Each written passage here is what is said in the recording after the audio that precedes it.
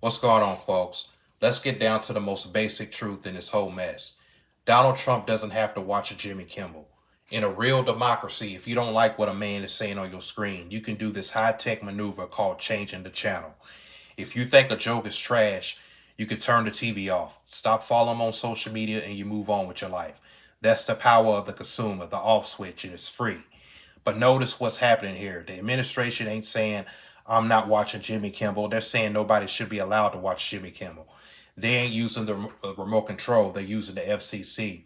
They're threatening a multi-billion-dollar corporation's right to exist, to breathe, because a comedian hurt their feelings. When the leader of the free world moves from I don't like this to this shouldn't even be allowed to be on the airwaves, he's taking the remote control right out of your hands. And black folks and minority folks, we all know this too well, because for the black and Latino community, we all know the danger of forced salads. We've always had people who didn't want to hear our truth. But if we're allowing the government to shut down a network because the leader is offended, then they could shut down anyone. They're turning Trump's personal preference into a federal policy. That's basically saying that his comfort is more important than your freedom to choose what you want to say on your platform. And now with this situation with Trump and Kimmel, this ain't the first time this has happened, of course. This happened a few months ago when that whole Charlie Kirk thing happened, and he made a joke about Trump's reaction, and his show was canceled for a week, and it came back on the air. And usually I'm at work when Kimmel's on, shout out to the night shift. But I've seen him on YouTube, and he's all right. Some of the jokes are funny, especially about Trump, which is why I believe this was set up. And for those who don't know what happened, about a couple of weeks ago on Thursday, April 23rd, Jimmy Kimmel had did like a segment on his show where he did like a mock version of the White House Correspondents' Dinner. And he made a joke about Melania Trump being an expected widow. It was a jab at their age difference, the 33 age gap, and the fact that she always has this non-expression look on her face like she's waiting for the check to clear. Basically, a gold digging trope joke that's been around for years. And at the time that it aired, there was almost no backlash. Nobody blinked an eye. Then Saturday night happens where this biracial dude shows up to the Hilton with a 12 gauge shotgun. He fired rounds, hits a Secret Service agent, and gets tackled and arrested on the spot. But fast forward to Monday, April 27th, suddenly the administration wakes up and decides that Kimball's 4-day-old joke was the reason why the gunman showed up, even though the gunman had already planned his attack for months. And Kimmel actually hit back on the show talking about, how ridiculous this is. He told his audience that the gunman had been planning this for months, long before the joke even existed, going as far as writing a manifesto called himself the friendly federal assassin or something like that. But the administration didn't care about the timeline. They took a security failure at the Hilton and tried to turn it into a crime on NBC. Now, get this. By Tuesday, the FCC pulled the ultimate power move.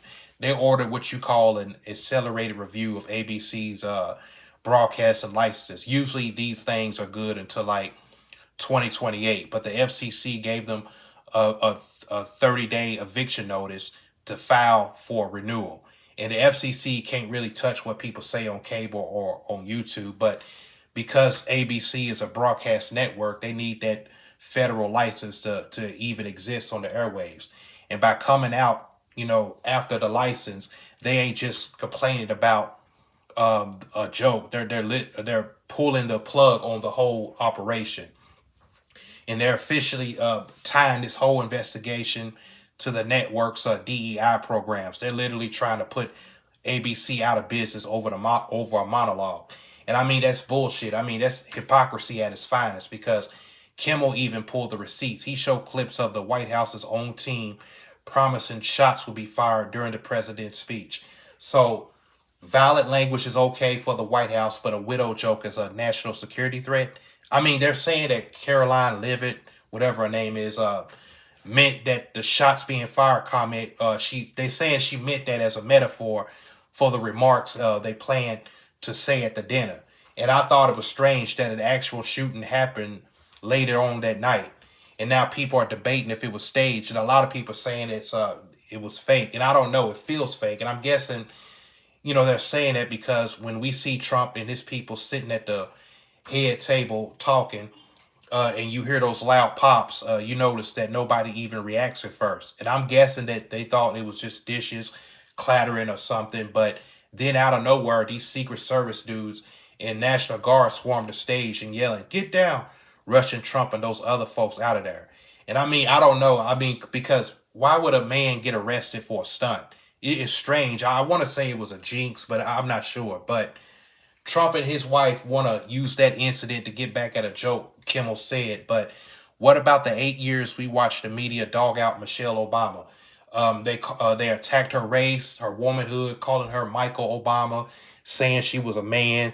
And back then, the folks in charge now was saying, "Hey, that's just the First Amendment. You need thick skin." So why is thick skin only for a black woman, but a joke about a first white lady requires a federal investigation? Because under the previous administration, it was a 24/7 roast of Joe Biden's age. They call him Sleepy Joe and turning his stumbles in his speech to a comedy routine. Nobody was calling for license to be pulled in.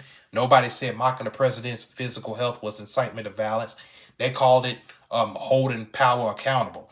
But now that the shoe is on the other foot, suddenly a joke ain't a joke no more. It's a national security threat. And this feud just don't make any sense because I want you to check the clock because the clock never lies. Kimball told that joke on that Thursday night, April 23rd. You mean to tell me that the most media obsessed man in the world didn't hear about it on Friday morning? His staff didn't see it. His social media team didn't flag it. Friday came and went, salads. Saturday morning came and went, salads. That joke was out there for 48 hours and the administration didn't say shit. It was just a tasteless joke until bullets flew on Saturday night. And that's when the light bulb went off. The administration didn't discover the joke on Monday. They went back into the crates, pulled out a 4-day-old monologue and draped it over the shooting like a blanket. They waited until they had a victim and a villain so they could turn a comedian into a monster. If the joke was truly a call to assassination, they would have been at the FCC's door on Friday morning. But the fact that they waited until after bullets flew to get offended tells you everything you need to know. This ain't a genuine reaction. It's a calculated hit. Kimmel wouldn't jeopardize his whole career for a joke. It was a non-political light roast about Trump's age. And the Hilton shooting was an unfortunate coincidence that was weaponized to settle a grudge. Because Trump was fine with the TV when it was Joe Biden getting mocked. So he should be fine with it now. And if he can't take a joke, he should turn the TV off, not the First Amendment. Because comedians are going to talk shit. That's what they do. And there's comedians out there that I don't watch or go see live because some of them are mean-spirited, disrespectful, and they get too personal. So I don't watch them. Then you got these YouTube channels with these crazy-ass content creators being disrespectful, talking all crazy on their live streams, cussing out their subscribers while begging them for donations, saying offensive shit that I don't like. Like there was a YouTuber who I hired years ago who was a life coach. He also claimed to be a business consultant, so he said. But he was a dick. This dude was real rude and nasty to me during our sessions. And here he was, a man I was paying to help me. So he went off on me one day and I blocked him. And even after I blocked him and canceled the sessions, he'll go on this show and make subliminal jokes about me, mocking the type of work I do, for example. But what did I do? I didn't try to get him banned. I didn't call for his channel to be deleted. I just clicked off and stopped watching. Because if I don't like what you're saying or I disagree with your character, I'm not going to use a system to counsel you. I'm just going to exercise my right to not give you my attention. If I could do that with a man who disrespected me to my face for years, then surely the most powerful man in the world can do that with a comedian on ABC. So don't let them tell you that being offended is a legal reason to take someone's platform. If you don't like the show, do what I did. Just turn it off. But that's all I want to say, folks. This is Big Bro's Perspective signing out. I'm out. Peace.